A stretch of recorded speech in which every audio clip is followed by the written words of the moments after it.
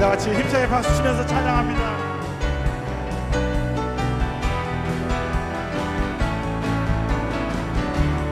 오라 우리가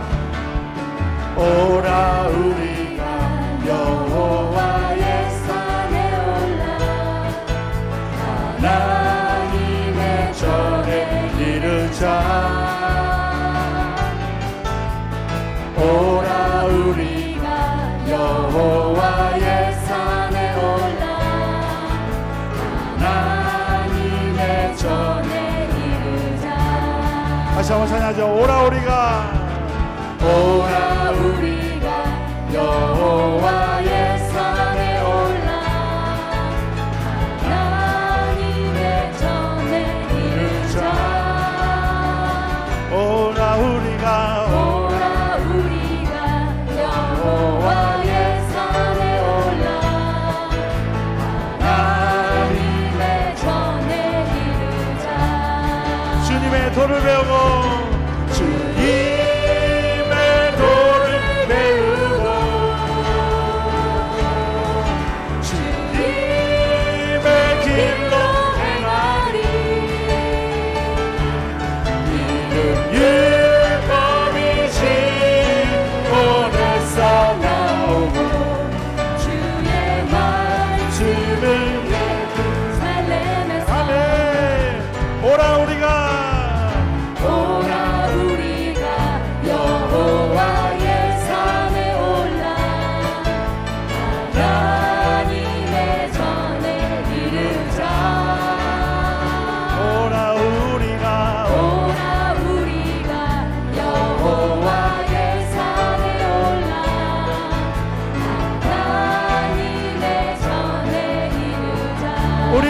그곳에서 주님의 도를 배우고 주님의 길로 행하니 이는 율법이 시온에서 나오고 주의 말씀은 예루살렘에서. 주님의 도를 배우고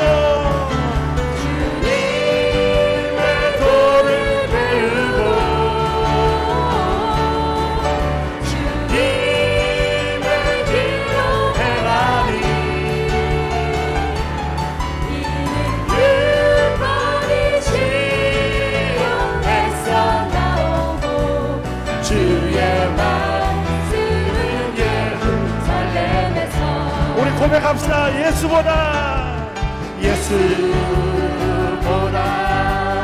더 좋은 친구 없네. 예수보다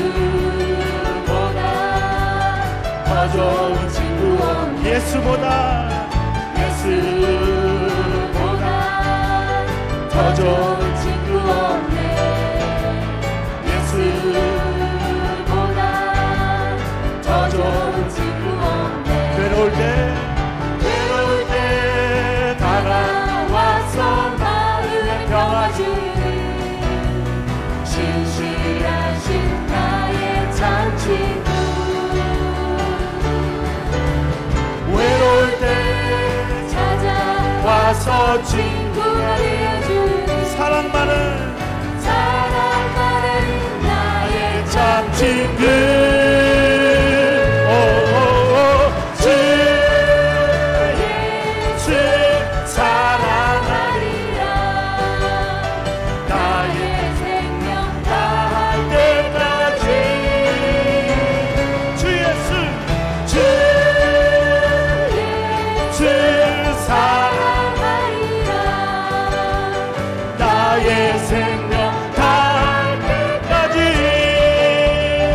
예수 사랑 참 좋은 예수 사랑. 예수 사랑 참 좋은 예수 사랑. 예수 사랑 참 좋은 예수 사랑. 예수 사랑 참 좋은 예수 사랑. 세상에서 제일 많은 그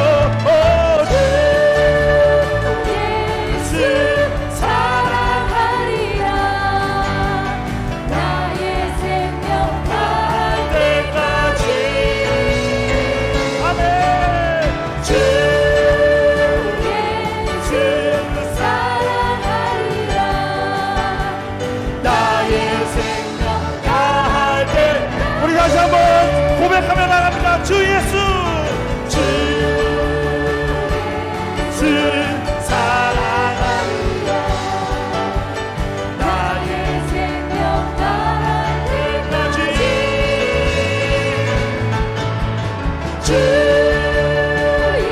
예수 사랑하리라. 나의 생명 다할 때까지. 우리 살아계신 하나님께 영광의 박수 돌립니다. 아멘.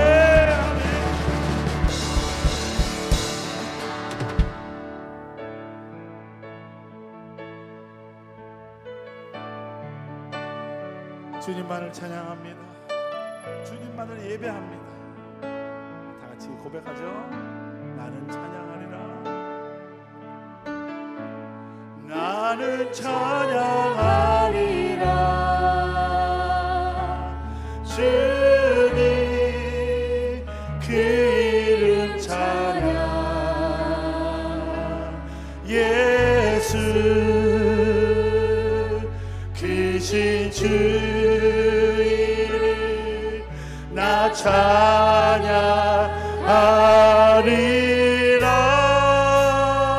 나는 찬양하리라. 나는 찬양하리라. 주님 그 이름 찬양. 예수 크신 주 나 찬양하리라.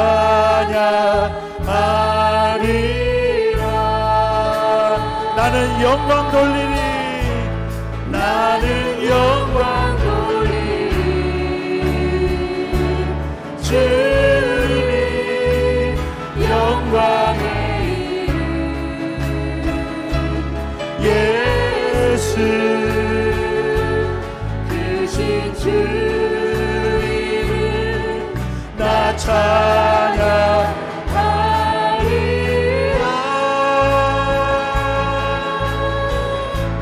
나는 영광 돌리리. 주님 영광의 이름. 예수 크신 주 이름 나 찬양하리라. 나는 찬양하리라. 나는 찬양하리라. 주님 그 이름 찬양. 예수 크신 주 이름 나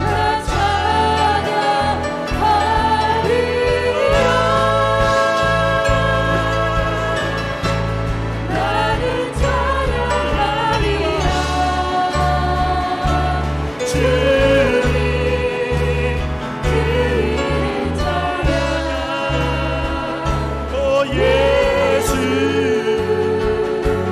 크신 주 이름 나 찬양하리라. 우리 두 손 높이 들고 나는 영광 돌리리. 나는 영광 돌리리. 오 주님 주님 영광의 이름. 예수 크신 주 이름 나 찬양하리라. 나는 영광 돌리리. 나는 영광 돌리리. 주님 영광의 이름. 예수 크신 주 이름 나 찬양하리라. 우리 이 시간에 예배를 위해서 다시 한 목소리로 기도하며 나아갑니다. 오늘 모든 순서와 오늘 말씀을 통해서 하나님의 영광만이 드러나게 하여 주시옵소서. 하나님의 이름만이 높임을 받게 하여 주시옵소서.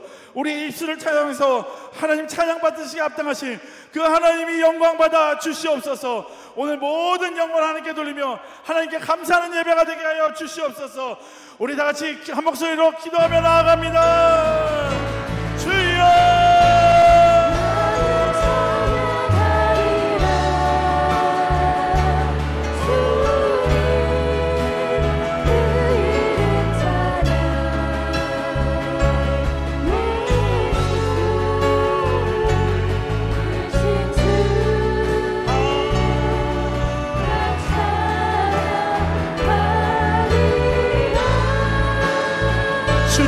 영광받아 주시옵소서.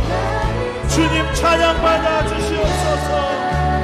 주님의 이름을 높임받기 원합니다. 주여.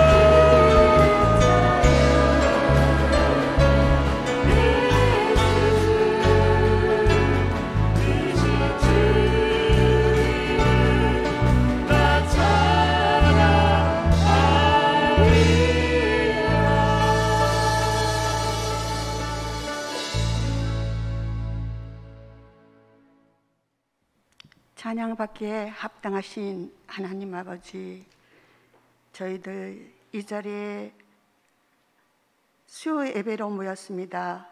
아버지 하나님, 저희들과 함께해 주셔서 아버지 하나님, 이 예배가 아버지 앞에 온전히 올려드리는 귀한 예배가 되게 도와주시옵소서. 아버지 하나님, 우리들의 앞서 모든 것을 계획하시고 인도하시는 살아계신 하나님 아버지, 아버지의 크신 뜻이 계시어 오늘 수요 예배가 아버지 하나님 오전 현장 예배로 드려지고 있습니다. 아버지의 크신 계획 아래 저희들 순종하는 마음으로 이 자리에 모였사오니 성령 하나님, 지금 이 자리에 오셔서 저희들의 예배를 받아 주시옵소서. 새로 이 변화하여 저희들 변화되는 이 프로그램을 저희들이 잘 따라갈 수 있도록 하나님 인도하여 주시옵소서. 아버지, 저희들 사순절 기간 동안 너희와 함께 있으리라는 하나님의 말씀을 가지고 아버지 하나님 지내고 있습니다. 새벽마다 우리들에게 말씀을 전하시는 목사님들의 사역을 축복하여 주시옵소서. 목사님들을 통하여 우리 연합감리교회가 말씀으로 든든히 세워져 나갈 수 있도록 도와주시옵소서. 연합감리교회 교단총회가 2년 후로 연기되었습니다. 주님, 함께하여 주셔서 하나님의 온전하신 뜻을 이루어드리는 우리 교단이 되게 하여 주시옵소서. 주님을 두려워하는 감리사님과 감독들 되게 하여 주시옵소서. 모든 가정을 주님께서 개입하여 주시옵소서. 아버지 하나님, 이 시간에는 저희들 아버지 하나님 새로이 계획하고 있는 오하나 사역을 위하여 기도합니다. 처음으로 시작하는 사역이라 저희들 아직 어떻게 하여야 할지 잘 모르고 있습니다. 아버지께서 인도하여 주시어 오하나 사역이 잘 정착할 수 있도록 그 가정을 인도하여 주시옵소서. 은혜롭게 모든 오하나 가족이 세워질 수 있도록 도와주시옵소서. 오하나를 통하여 서로 의지하는 사랑의 공동체들이 세워져 나아갈 수 있도록 도와주시고 성령님 인도하여 주시옵소서. 오하나지기로 헌신하신 분들 아버지 기억하여 주시어 주님이 주시는 그 능력으로 하나님의 사명을 잘 감당하게 하여 주시옵소서. 주님 함께하여 주시옵소서. 오늘 아버지 하나님, 금요일부터 시작하는 아버지 저희 부흥회를 위하여 기도합니다. 부흥회를 위하여 말씀으로 기도로 준비하신 우리 목사님과 함께 해주셔서 영육간을 강건케 하여 주시옵소서. 유계한 목사님은 우리들의 매일 새벽에 묵상하는 기쁨의 언덕으로 책을 편집하고 있습니다. 그 사역 위에 함께하여 주시어 주님의 일을 잘 감당케 하여 주시옵소서. 아버지, 우리들을 사랑하시어 루게한 목사님을 저희 교회에 보내주시어 감사를 드립니다. 이번 부흥회를 통해 저희들 말씀을 바로 읽고 묵상하여 우리 삶에 말씀을 적용하는 방법을 배워가게 하여 주시옵소서. 말씀을 바로 알아 우리들의 삶이 더욱 풍성하게 하여 주시옵소서. 아버지 하나님, 또한 이 시간에는 3월 13일 저녁 있을 오하우 섬에 있는 청소년들을 우리 교회에 초대하여 펠로십 나이트가 있습니다. 성령님, 청소년들과 함께하여 주시옵소서. 성령 충만한 은혜로운 시간이 되게 하여 주시옵소서. 이 청소년들이 아버지와 앞에 바로 세워지는 귀한 시간들이 되게 도와주시옵소서. 아버지, 이들은 아버지 하나님 이 다음 세대를 이끌어갈 아버지 귀한 아버지의 자식들입니다. 성령 하나님 도와주셔서 이 집회가 정말 은혜 충만한 집회가 되게 도와주시옵소서. 아버지 하나님, 우크라이나의 전쟁이 하루속길 종결되게 하여 주시옵소서. 러시아의 공격으로 인해 민간인 사망자가 많이 나오고 있습니다. 이 아픈 심령들을 찾아가 날마다 위로하여 주시고 치료하여 주시옵소서. 하루빨리 평화가 우크라이나의 아버지 하나님 종식되게 도와주시옵소서. 아버지, 오늘은 저희들 트리니티 성경 공부 바울 서신을 공부합니다. 이 성경 공부를 통해 무엇이 성서적 사실인지 파악하고 그 영적 의미가 무엇인지 바로 이해하고 그 영적인 의미를 어떻게 나의 삶의 현장에 적용할 수 있는지 함께 배워 나가기를 원합니다. 아버지, 우리와 함께하여 주시옵소서. 아버지, 저희들 이성현 목사님과 같이 바울 서신을 공부할 때 아버지 하나님 이곳에 함께하여 주시옵소서. 우리 목사님 모든 영적 싸움에서 승리하게 하시고 주님을 닮아가는 온전한 목회자가 되게 하여 주시옵소서. 이 시간도 살아계시어 우리와 함께 하시는 예수 그리스도의 이름으로 기도드렸사옵나이다. 아멘. 다 같이 두 손 들고 찬양합니다. 모든 영광을 하나님께,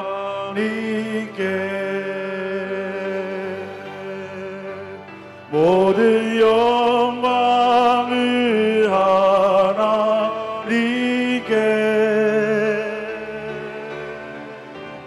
온 마음과 뜻 다해 주 사모합니다.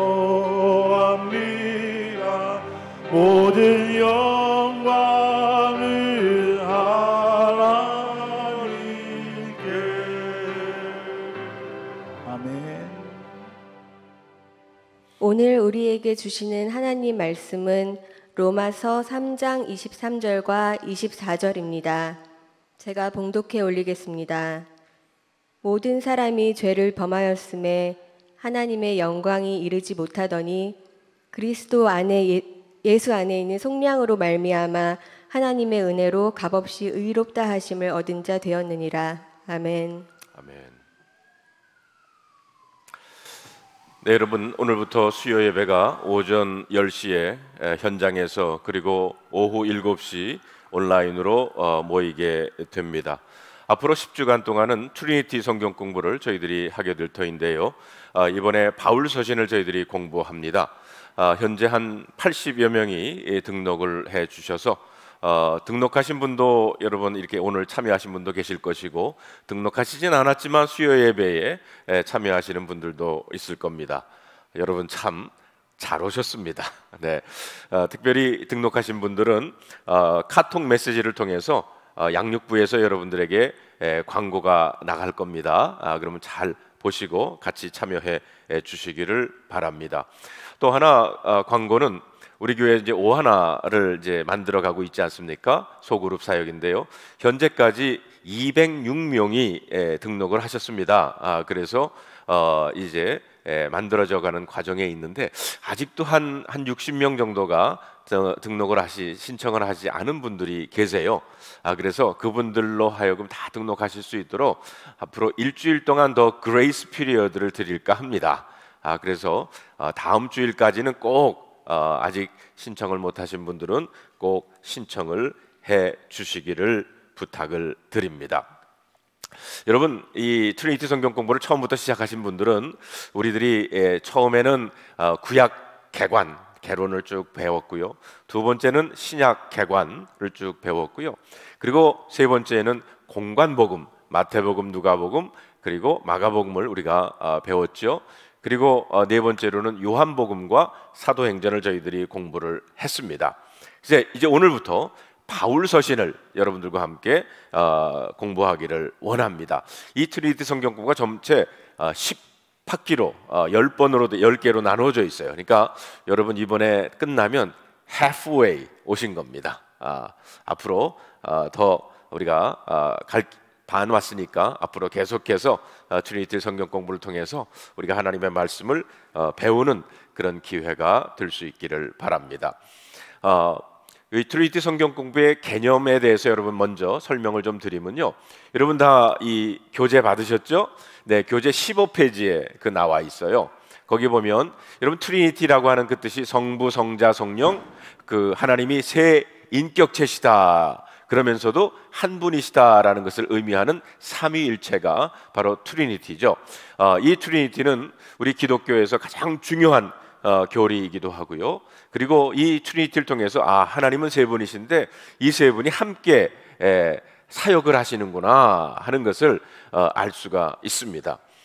저희 증조 외할머님이, 저는 뵌 적은 없는데 어머님을 통해서 말씀을 들었더니 외할머님이, 증조 외할머니 그렇게 기도를 하신대요.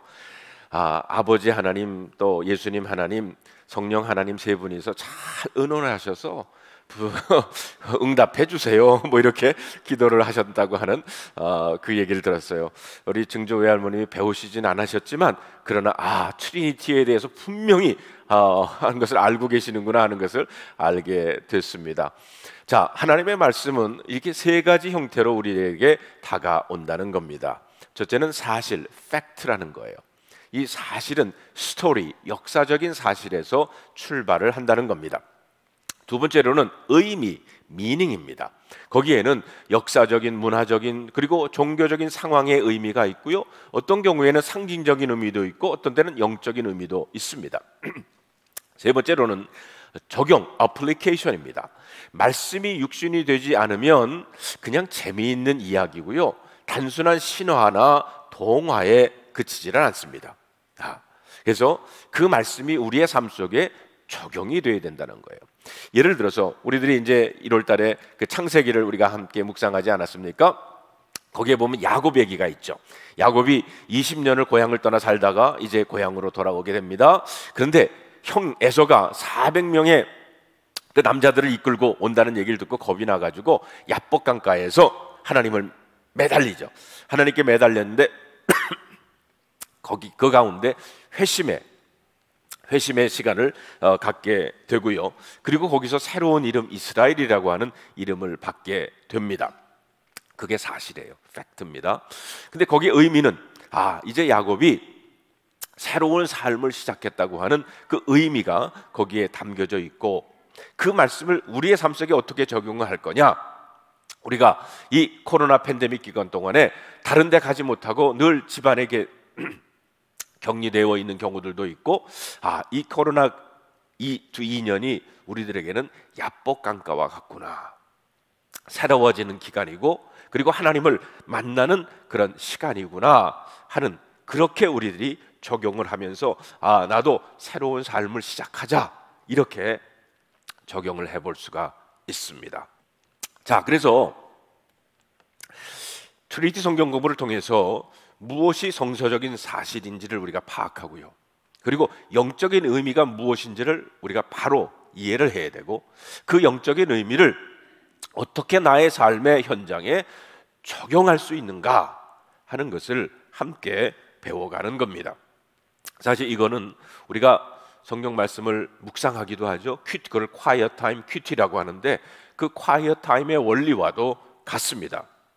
이번 금요일부터 저희들이 이번 주말에 말씀 부흥 집회를 하게 될 터인데, 바로 이런 것을 여러분들이 우리가 집회를 통해서 다시 한번 확인하게 되고, 그리고 그 큐티를 하는 구체적인 방법도 우리 유기한 목사님을 통해서 배울 수 있는 기회를 저희들이 갖게 됩니다.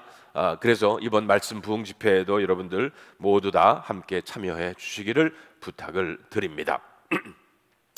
또한 이 트리니티 성경 공부, 우리가 바울 서신을 공부하게 되는데 거기 그림이 있어요. 그림을 보면 23페이지에 있는데, 그 그림을 보면 우리들이 전체 내용을 한눈으로 볼 수가 있습니다. 이 신약 성경에는 서신서가, 편지가 21개가 있어요. 21개가 있는데 그것을 14개와 7개로 구분을 합니다.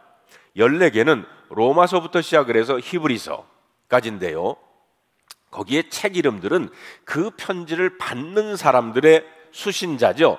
그 사람들의 이름을 적은 거예요. 그래서 우리가 이제 로마서를 오늘 공부하게 되는데, 로마서는 로마에 있는 교회가, 기독교인들이 받은 편지다. 그래서 로마서입니다. 네. 그래서 바울 서신에는 13개의 편지가 있고요. 그 다음에 히브리서가 있는데, 히브리서는 저자를 누가 적은지를 몰라요. 처음에는 뭐 사도 바울이 썼다 하는 얘기도 있었지만, 그러나 누가 적을지를 것인지를 모릅니다. 그 다음에 나오는 7개 서신은 야고보서부터 유다서까지입니다. 예. 근데 이거는 책 이름이 어떻게 됐느냐? 그 편지를 쓴 사람의 이름이 책 이름이 됐어요. 그러니까 야고보서는 누가 썼죠? 야고보가 썼고요.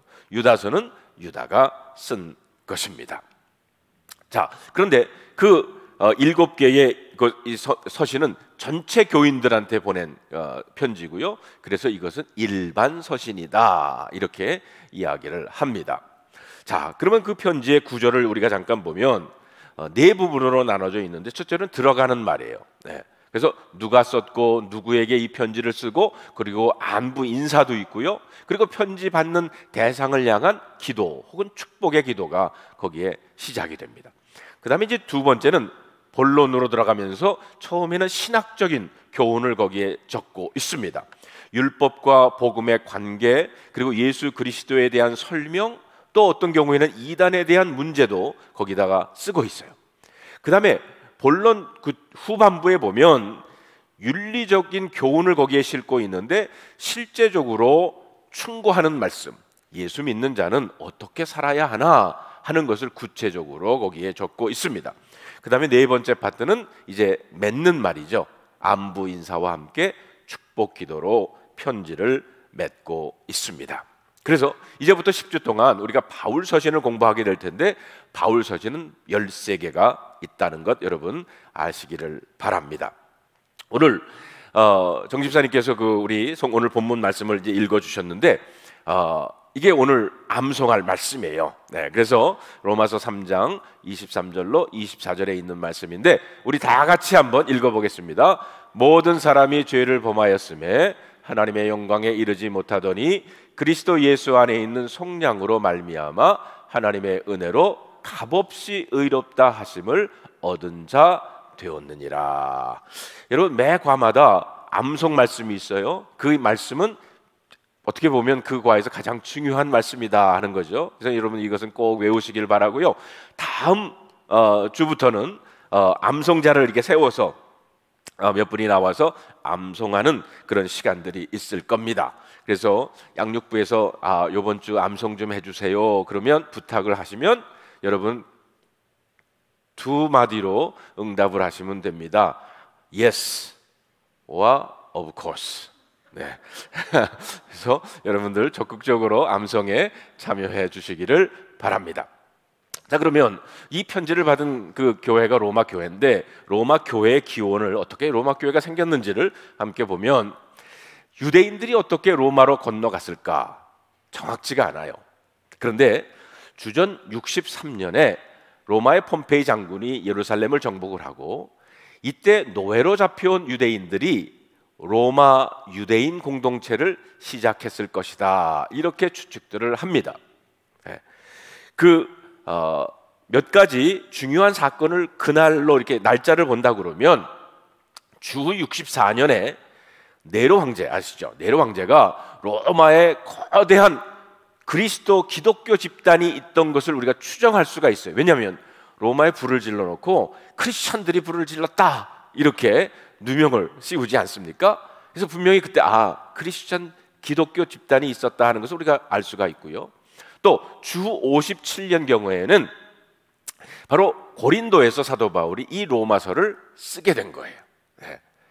그리고 주 49년에는 아굴라와 브루스길라 부부가 로마에서 추방을 당해서 오게 됩니다. 그래서 바울을 만나게 되지 않습니까? 그래서 그것도 그때는 그때 이미 로마에 교회가 있었던 것을 알 수가 있고요. 그리고 우리가 잘 아는 주 33년에는 오순절 성령 강림의 역사가 있습니다. 그래서 로마 유대인 공동체에 복음이 전해진 것은 바로 오순절날 베드로의 첫 설교를 들은 사람 가운데 사도행전 2장 10절에도 보면 로마에서 온 나그네 곧 유대인과 유대교에 들어온 사람들이라고 나와요. 바로 이들이 로마로 돌아와서 교회를 세웠을 것이다, 이렇게 주장을 하고 있습니다. 그래서 주 49년에 클라디우스 황제의 그가 유대민들을 다 로마에서 추방을 시키지 않습니까? 그 얘기가 사도행전 18장 2절에 나옵니다. 아굴라라 하는 본도에서 난 유대인 한 사람을 만나니 글라우디오가 모든 유대인을 명하여 로마에서 떠나라 한 고로 그가 그 안에 브루스길라와 함께 이달리아로부터 새로 온지라 바울이 그들에게 가매. 그걸 보면 바로 49년 주후 49년 이전에 이미 교회가 세워져 있은 것을 우리가 추측해 볼 수가 있습니다. 그래서 4세기 라틴 교부인 암브로시우스도라고 하는 사람이 이런 말을 했어요. 로마의 교회는 어떤 특정한 사도에 의해서 세워진 것이 아니라 복음을 들은 유대인들 사이에서 생긴 그리스도에 대한 믿음에서 시작됐다라고 말하고 있습니다. 바울이 로마서를 아까 얘기한 것처럼 주후 57년에 썼어요. 그러니까는 20년 전 주후 한 37년경에 로마 교회가 세워졌을 것이다, 이렇게 추측들을 합니다. 다시 말해서 20년 동안 된 로마 교회에 바울이 이 편지를 쓰고 있다는 겁니다. 자, 그러면 사도 바울이 이 로마서 편지를 쓴 이유가 뭘까요? 로마서만은 유일하게 사도 바울이 방문하지 않는 곳에 만나보지 않는 사람들에게 편지를 쓰고 있는 겁니다. 첫째 목적은 선교적인 목적이었어요. 바울은 스페인 선교를 가고 싶었거든요. 그래서 그 유럽 선교의 전략적인 요충지인 로마 교회에 자신과 자신의 복음을 소개해서 그들의 도움과 지원을 얻고자 했습니다. 둘째로는 로마 교회 내부의 갈등들을 회복하기 위해서입니다. 로마 교회에 있는 이방 그리스도인들과 유대인 그리스도인들 사이에 갈등과 반목이 심화되어서 교회가 하나 되지 못했기 때문에 또 그것을 위해서 이 편지를 쓰고 있는 거고요. 세 번째로는 이단 문제와 체계적인 신앙 교육을 위해서 이 편지를 썼습니다. 로마 교인들을 권면하고 믿음을 굳건히 하고 체계적인 신앙을 가르치기 위해서 이 편지를 썼다는 겁니다. 로마서는 당시 보편적으로 사용하던 언어인 코인의 헬라어로 기록을 합니다. 바울은 라틴 문화의 본거지인 로마에 왜 라틴어가 아닌, 바울도 라틴어를 알고 있었는데 라틴어가 아닌 헬라어로 편지를 썼을까? 그 이유는 당시 기독교인들은요, 대부분 중하류와 최하류 계급인 그리고 노예 계급이었어요. 그들의 언어는 라틴어가 아니라 당시 지중해 일대에서 통용되고 있었던 코인의 헬라어였기 때문입니다. 자, 로마서 1장을 보면 그 1절부터 7절까지는 인사말이 나와요. 거기 로마서 1장 1절을 보면 예수 그리스도의 종 바울은 사도로 부름을 받아 하나님의 복음을 위하여 택정함을 입었다, 이렇게 바울은 자기소개를 하고 있습니다. 왜냐하면 한 번도 가보지 않는, 만나보지 않은 사람들이기 때문에 내가 지금 누구인지를 먼저 쓰고 있는 겁니다. 자, 여기 보면 바울이 자기소개를 4가지로 소개를 하고 있어요. 첫째로는 나는 예수 그리스도의 종이다. 헬라어로 보면 둘로스라는 단어를 썼는데 이것은 하인, 노예라는 뜻입니다. 종은요, 그 당시에는 주인의 소유물이었어요. 그래서 이런 말을 합니다. 노예와 당나귀는 똑같은데 당나귀는 말을 못하고 노예는 말을 하는 것이 다르다. 그렇기 때문에 종은 자기의 생각과 계획, 의지나 꿈도 가질 수가 없어요. 주인의 뜻대로 주인이 사용하는 도구에 불과했다는 겁니다. 그런데 여러분, 바울이 어떤 사람입니까? 바울은요, 당시 석학이었던 가말리엘에게 배운 사람이에요. 다시 말해 요즘 말로 하면 하버드 졸업생입니다. 정통 유대의 가문이고요, 바리새인이었었어요. 율법학자였었습니다. 거기다가요, 로마 시민권을 참 그 당시 그 유대인들이 로마 시민권 갖기가 어려웠는데 바울은 로마 시민권을 가진 사람이었어요. 그런 사람이 스스로 자기를 소개하면서 뭐라고 소개해요? 종이다, 노예다, 이렇게 소개를 하고 있는 겁니다. 로마서를 쓸 당시 자기 스스로를 예수의 종으로 고백을 하고 있는 거예요. 여러분, 바울의 믿음의 여정을 한번 보세요. 다메섹으로 가던 길에서 예수 믿는 사람들 잡으러 가지 않았습니까?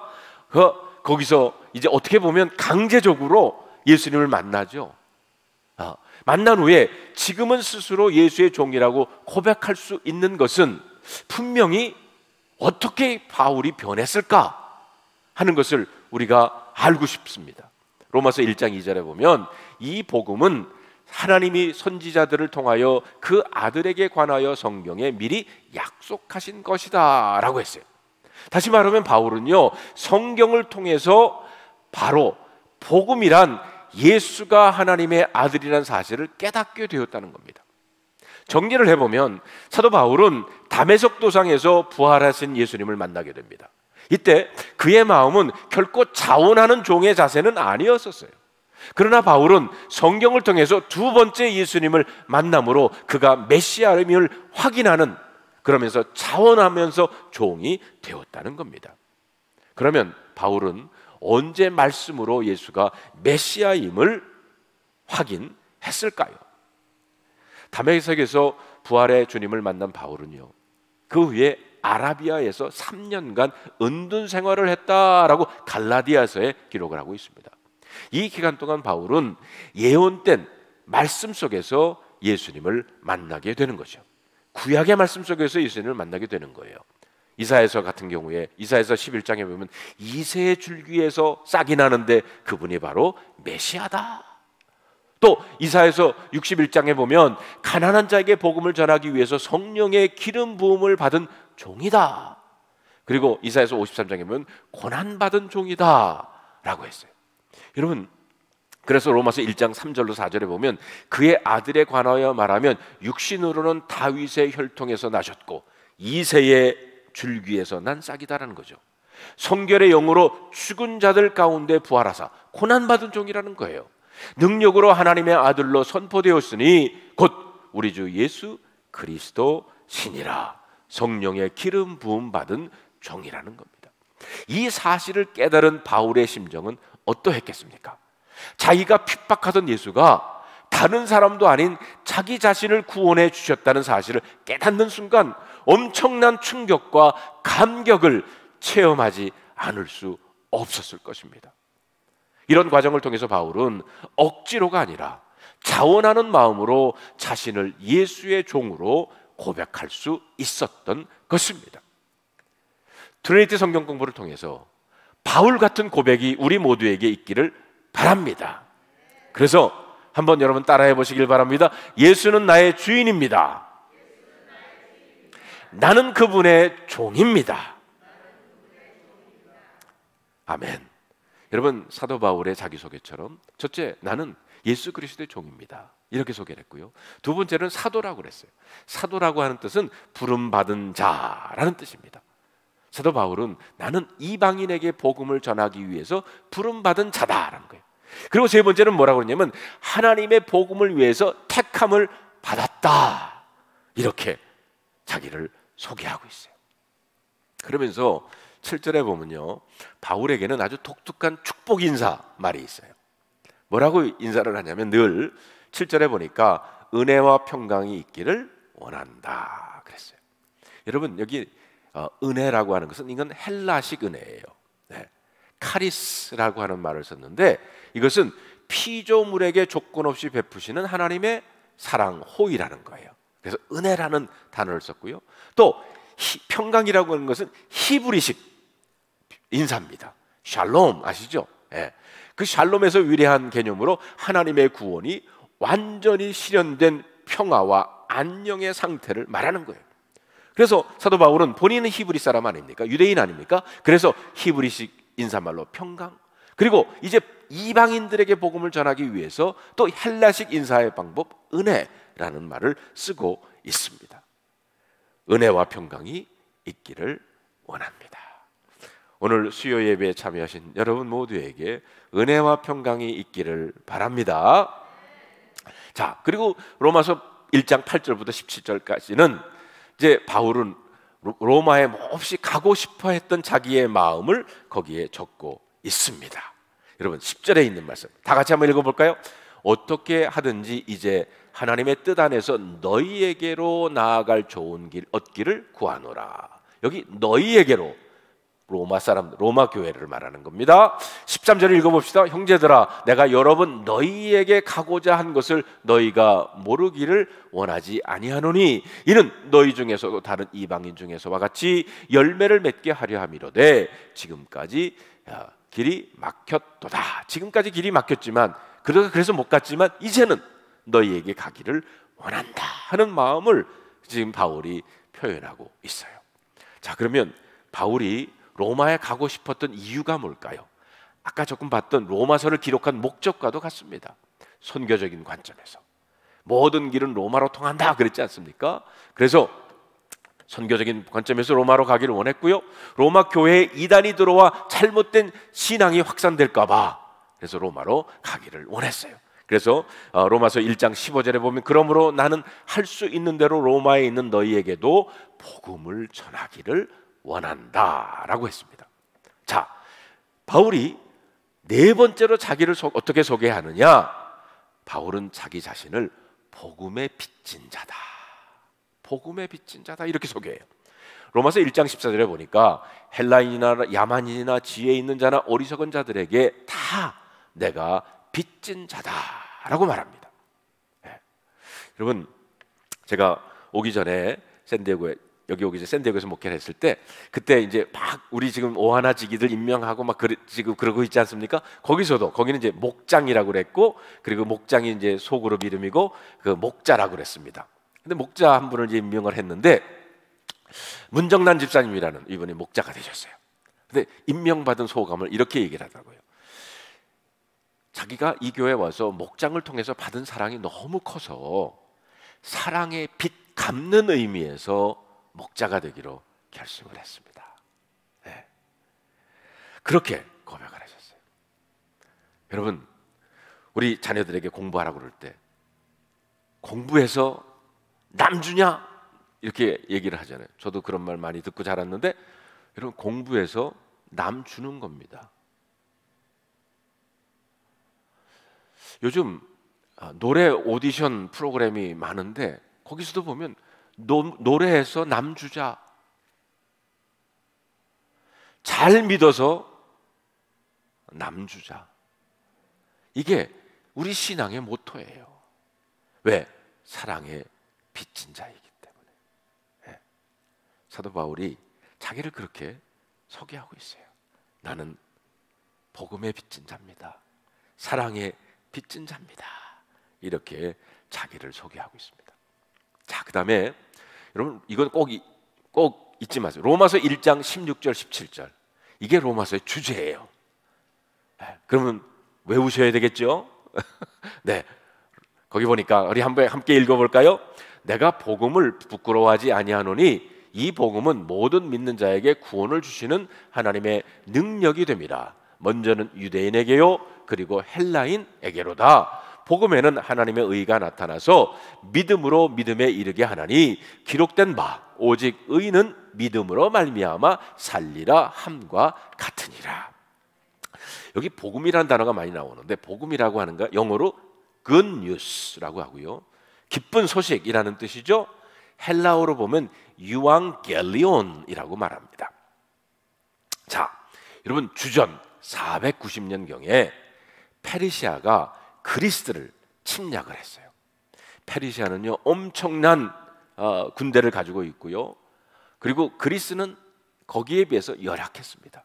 근데 그 두 군대는 아테네에서 동북쪽으로 42.195km 떨어진 마라톤 평야에서 격전이 일어났어요. 그리스 군사들은 목숨을 걸고 싸웠습니다. 밀티아데스 장군의 아주 교묘한 전술을 통해 가지고 그리스 아테네가 승리를 하게 됩니다. 그동안 아테네 모든 그 시민들은 전력이 약해서 전쟁에 패하게 되면 자신들이 노예로 전락할 수 있다고 하는 그 처지에 얼마나 가슴을 졸이며 소식을 기다리고 있었겠습니까? 요즘 같으면 전쟁 상황이 실시간으로 중계가 되지 않습니까? 한국의 대통령 선거도 실시간으로 중계가 되어서 지금 한국의 대통령 누가 된지 여러분 다 아시죠? 모르는 분? 네. 네. 근데 그때는 그 전승의 소식을 이제 아테네가 그리스가 이겼거든요. 파이디 페레즈라고 하는 이 아테네 병사가 시민들에게 그것을 빨리 알리고자 42.195km를 쉬지 않고 달려왔습니다. 그래가지고 아테네에 도착해가지고 우리가 승리를 했습니다 이렇게 말 한마디 넘기고는 쓰러져 죽었어요.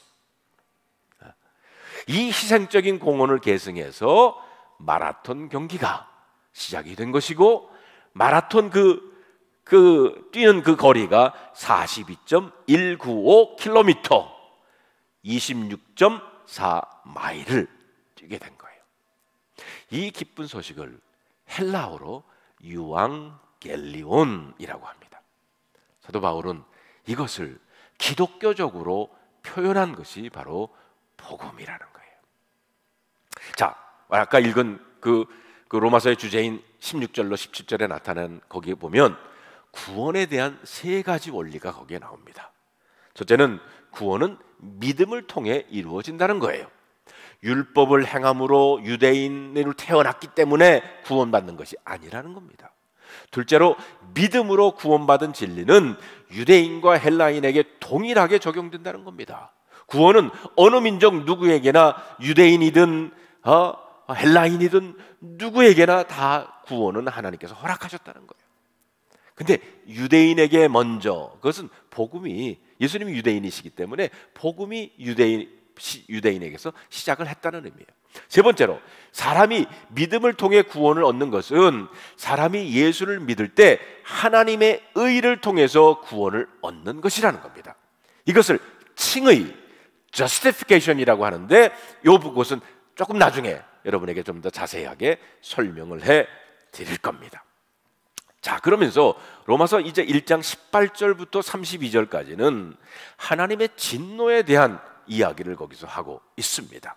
자, 여러분, 로마서 1장 1절부터 17절까지는요 로마서의 서론이라 이렇게 할 수가 있고요, 이제 18절부터 본격적으로 로마서의 본론인 교리적인 말씀이 거기에 시작이 되는 거예요.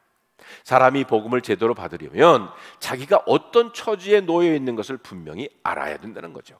처지라고 하는 것은 바로 죄인, 즉 하나님의 진노 아래 있다는 겁니다. 여러분, 모든 학문은요 자기 자신을 아는 것에서부터 시작이 됩니다. 저희 애들이 어렸을 때 그 LA에서 살 때입니다.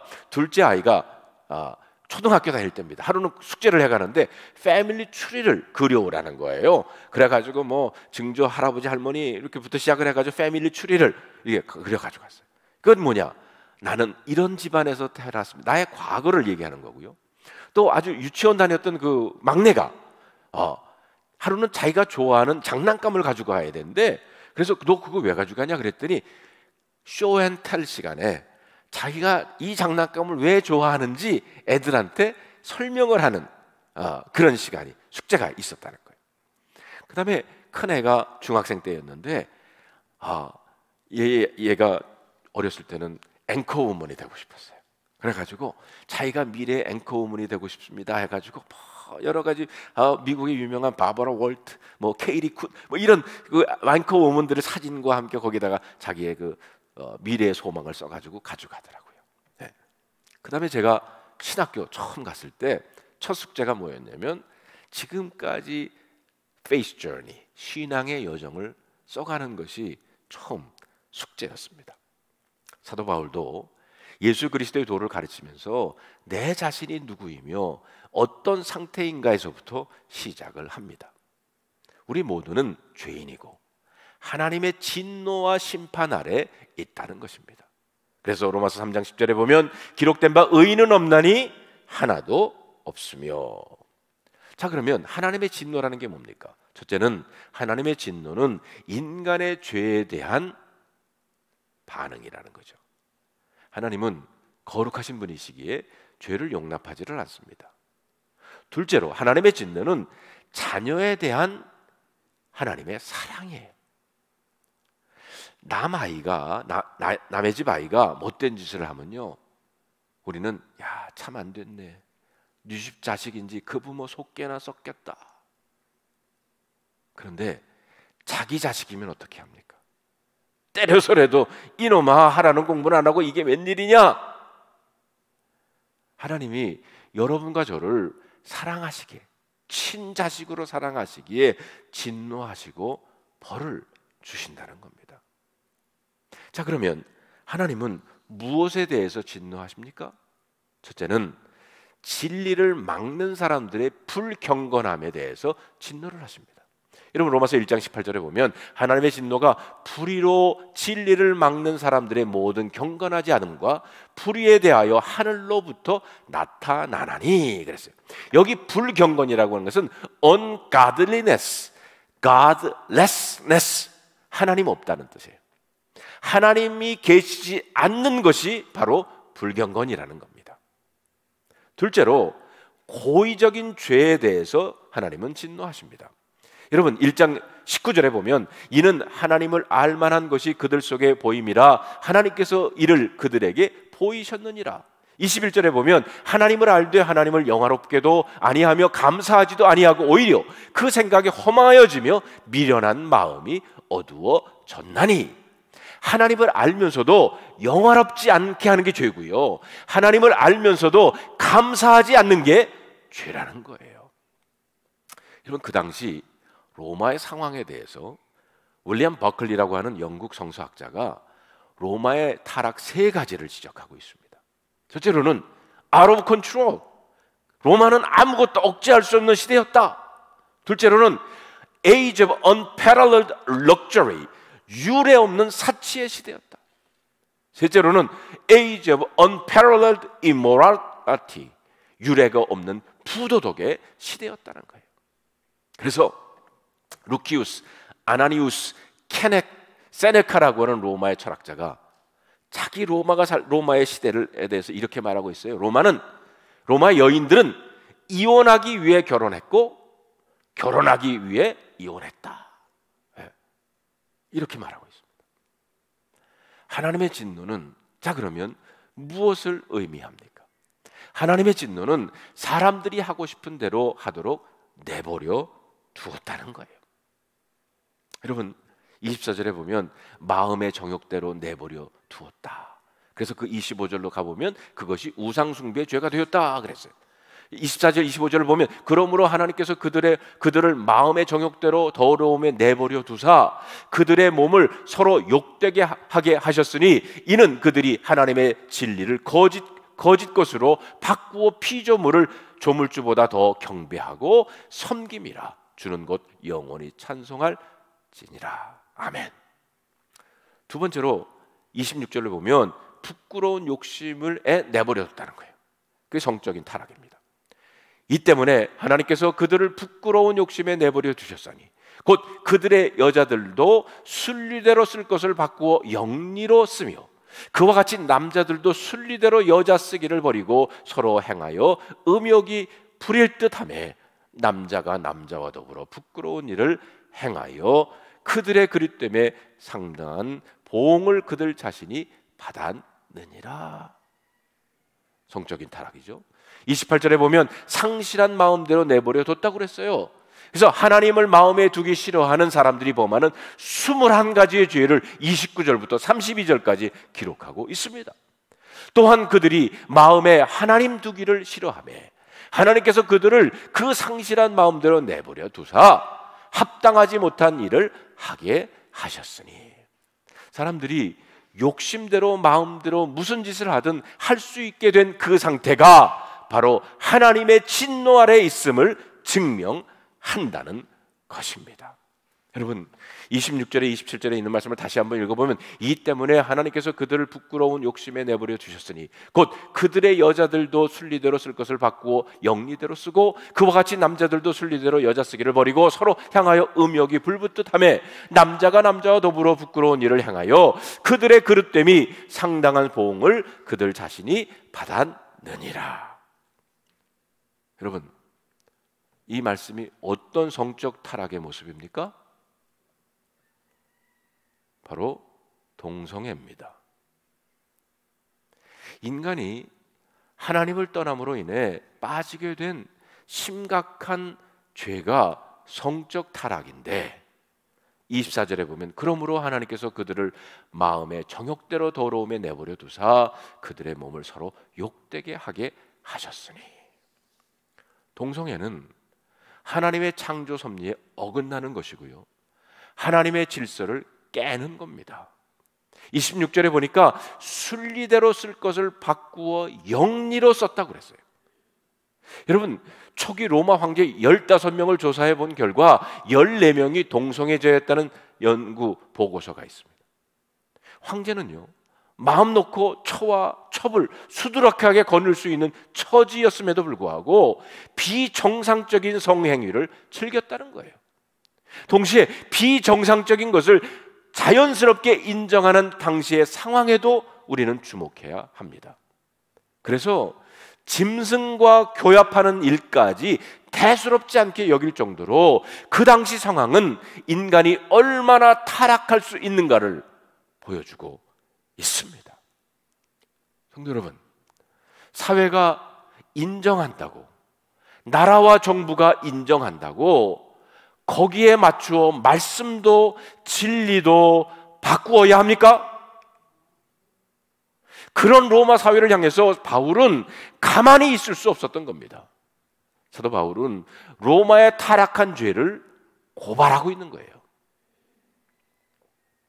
저는 37년을 연합감리교회 목회자로 목회해 왔습니다.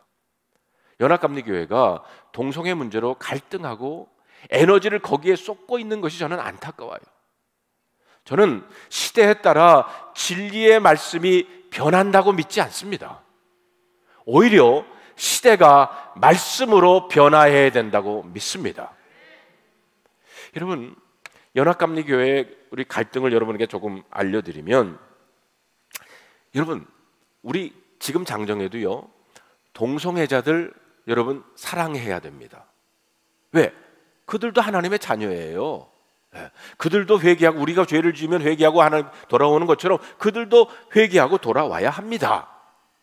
근데 문제는 뭐냐? 지난 40년 동안 그 동성애자들을 목사 안수하고, 그리고 동성애자들을 추례하는 문제를 가지고 이 UMC가 갈등을 해왔다는 겁니다.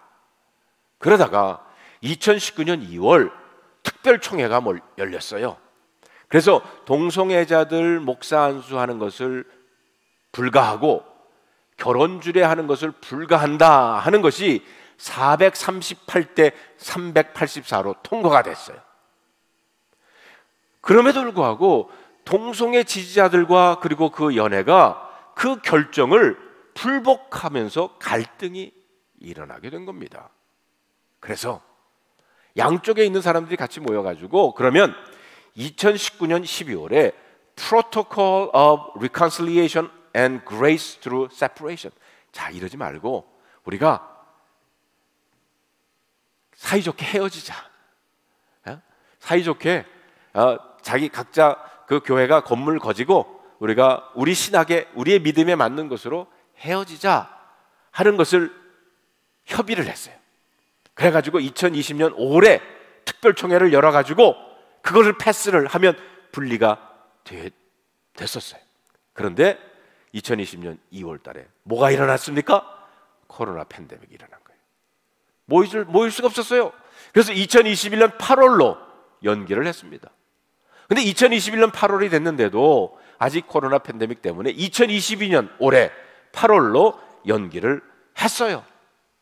그런데 일주일 전에 2022년 올해 8월에 열리기로 했던 특별총회를 2년 후인 2024년으로 또 연기를 하게 된 거예요.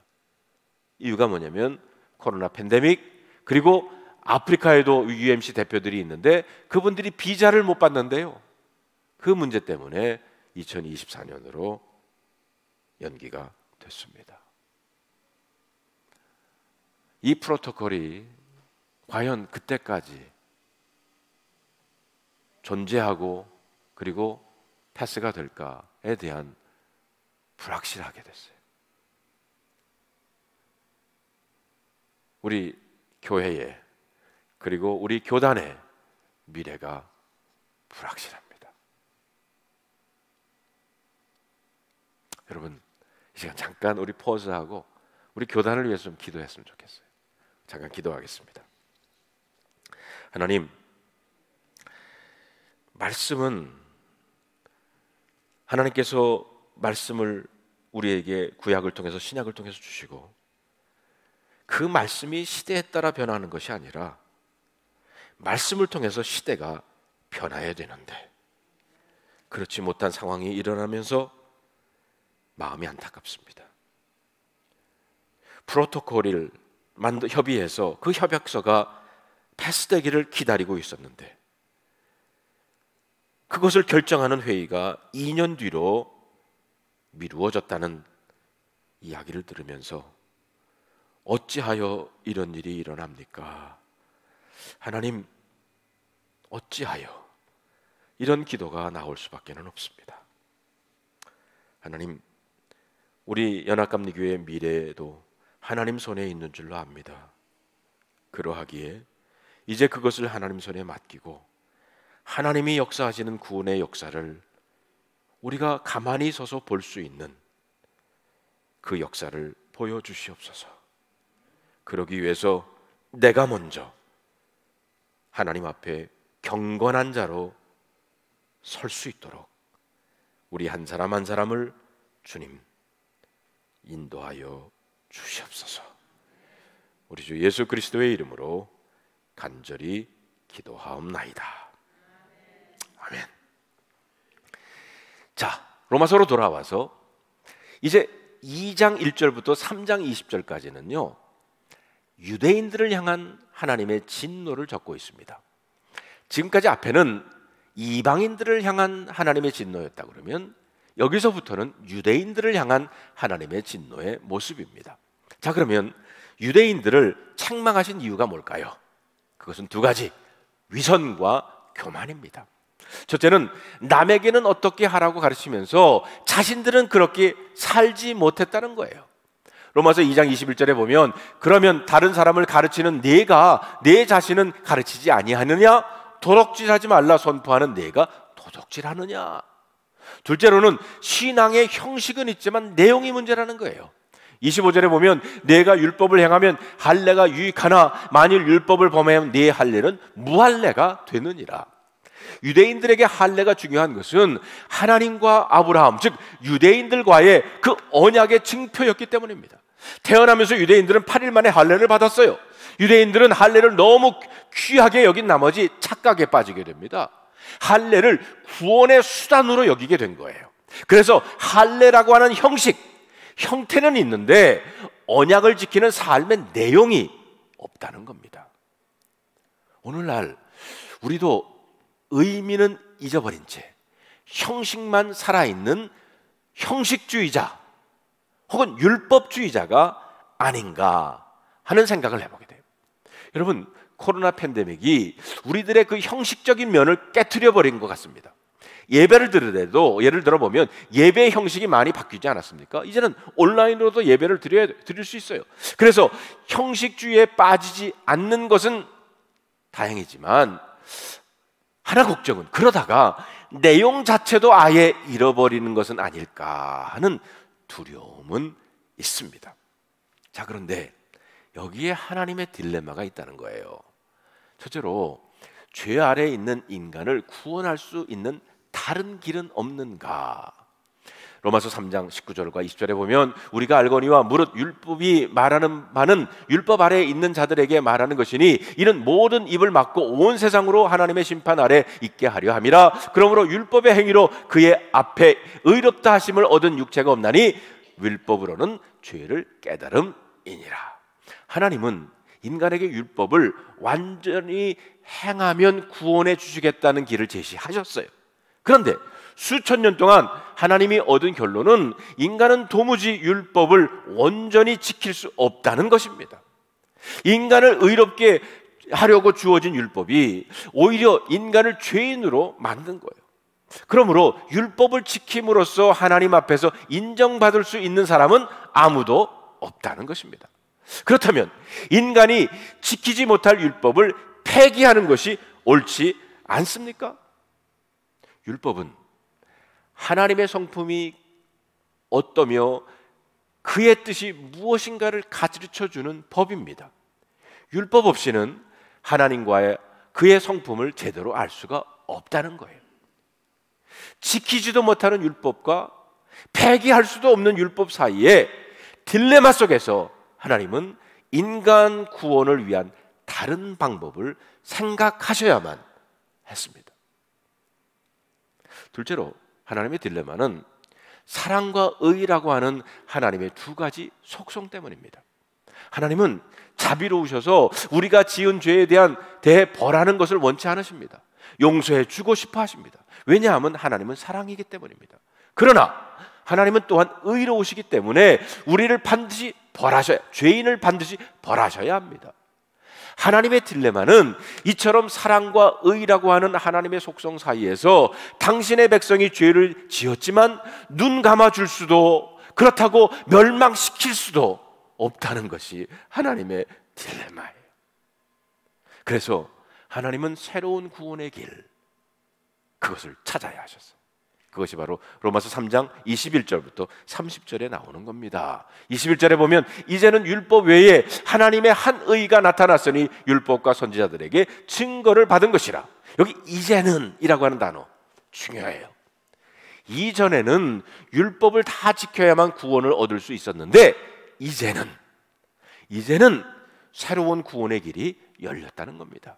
그런데 그 길은 사람이 찾거나 만든 길이 아니라 하나님이 마련하셨다는 겁니다.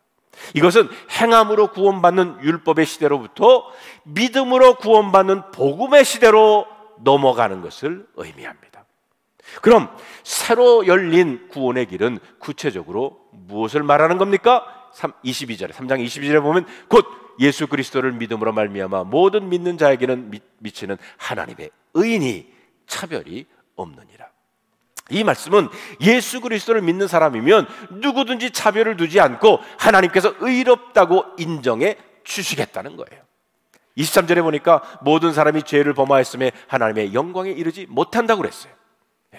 그러면서 여러분 1장 18절부터 3장 18절까지는요 죄악된 모습들을 요약하고 있어요.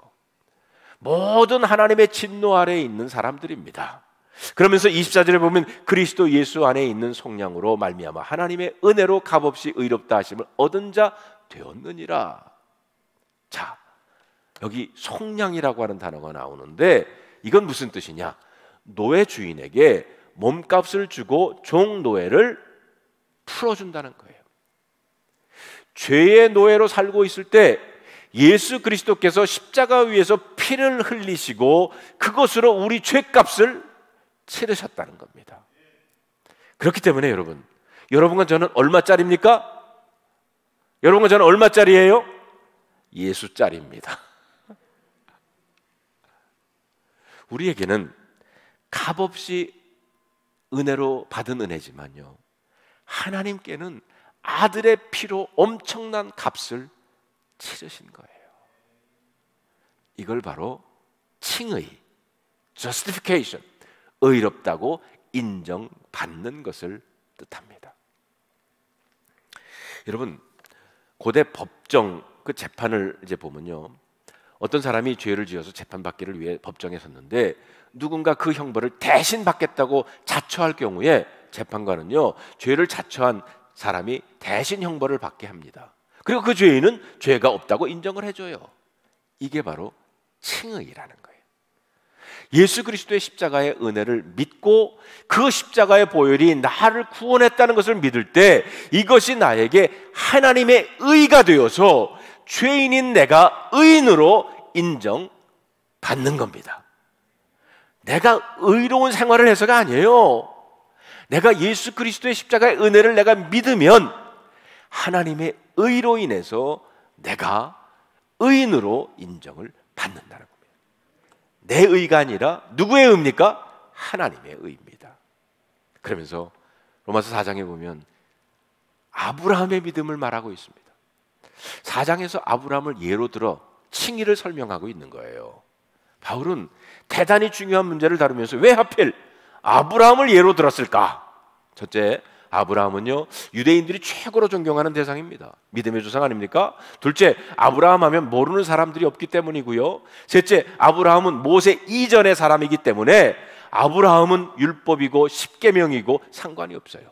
그리고 넷째, 가장 중요한 이유는 아브라함의 의가 행함의 의가 아니라 믿음의 의였다는 겁니다. 아브라함은 믿음으로 의롭다고 인정을 받은 사람이에요. 아브라함은 장차 아들을 통해 하늘의 별과 같은 많은 자손을 주시겠다고 하는 약속을 믿었습니다. 우리가 하나님 앞에서 의롭다고 인정받고 구원받는 것은 율법의 행위나 할례를 통해서가 아니라 믿음을 통해서 의에 이르는 줄로 믿습니다. 오하나 가족 여러분, 코로나 팬데믹과 교단의 문제를 통해 우리에게 원하는 것은 믿음이라고 생각합니다. 내 능력으로 이겨나가는 것이 아니라 하나님을 믿는 믿음으로 이겨나가시는 여러분들이 되시기를 주님의 이름으로 축원합니다. 자, 여러분, 나눔과 성찰은요, 오늘 두 가지 질문을 드리는데, 여러분 교재에서 그 일과가 끝나는 뒷부분에 나와서 2번의 문제입니다. 바울은 자신을 빚진 자라고 하였는데 그렇게 빚진 자로 산다는 것은 너무 우울한 일이 아닌가? 나는 빚진 자로 살고 있는가? 그렇게 살고 있지 않은 이유가 무엇인가? 그 다음에 바울 서신 공부를 시작하면서 여섯 번째 질문입니다. 바울 서신 공부를 시작하면서 가지는 기대와 소망은 무엇인가? 네, 여러분 숙제 꼭 하시고 제가 다 읽어볼 거예요. 그리고 또 소개하는 그런 시간을 갖겠습니다. 감사합니다. 기도하겠습니다. 하나님 감사합니다. 오늘도 저희들 트리니티 성경 공부를 통해서 사도 바울이 로마 교회를 향해서 쓴 편지를 통해서 정말 귀한 것을 저희들이 공부를 했습니다. 믿음이라는 것, 믿음을 통해서 의에 이른다는 것, 내가 행위나 율법을 통해서가 아니라 믿음을 통해서 의에 이른다는 것을 저희가 배웠습니다. 이 어려운 시대에 그 믿음을 가지고 살아가는 하나님의 백성들 되게 하여 주시옵소서. 우리 주 예수 그리스도의 이름으로 간절히 기도하옵나이다. 아멘.